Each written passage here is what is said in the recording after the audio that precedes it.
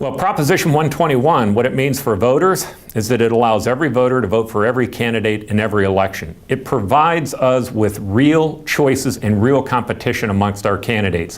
When candidates are forced to address Republicans, Independents, and Democrats, you begin to get candidates who are more respectful of the views of others, and not just a simple ideological narrow bent that comes about in a partisan primary.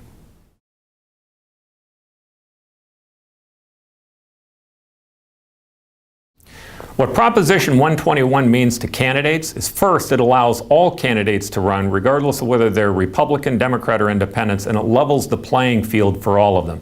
But most importantly, when candidates have to address Republicans, Democrats, and Independents, it begins to change the dialogue that happens in our government. The easy way to get elected in a partisan primary is simply to demonize the other political party. In an open election, you can't do that as a candidate, because effectively, you're going to have to go attract votes both from, not only from the people in your party, but from Democrats, Republicans, and Independents.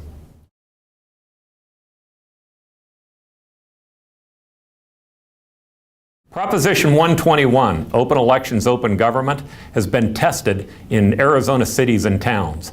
In Arizona cities and towns, for over 40 years, we've had nonpartisan open primaries where voters can vote for any candidate, regardless of whether they're a Democrat, a Republican, or an Independent. Because of that, our cities are twice as popular as their legislative and congressional counterparts. Now, in other cities across the country, when cities are still partisan, they are equally unpopular as their legislative and congressional counterparts. In Arizona, Prop 121, Open Elections, Open Government, has been tested and it works.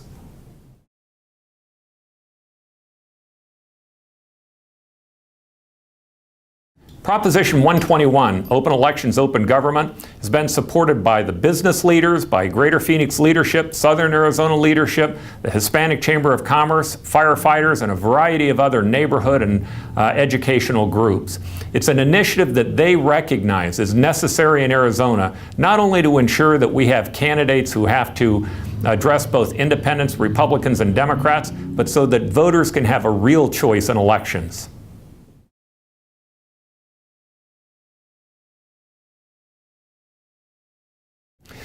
It's not to say that Proposition 121 doesn't have its opponents. We've been opposed by the governor, the legislature, by the county attorney, the attorney general, and both political parties.